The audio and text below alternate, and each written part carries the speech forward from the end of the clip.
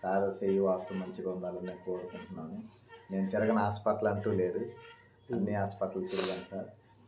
దేవుడి దయ వల్ల. హాస్పిటల్ వేసుకొని కూర్చోండి.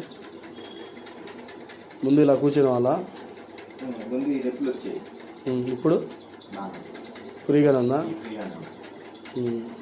ఇప్పుడు నడుము ఎలా ఉంది? ఇలా కూర్చోండి.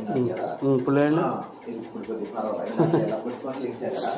ఇప్పుడు నేను చేసిన తర్వాత బాగుందా మీకు? నాకెళ్ళి చూసి చెప్పండి. నేను చేసిన తర్వాత దేవుడి దేవల్ల దేవుడి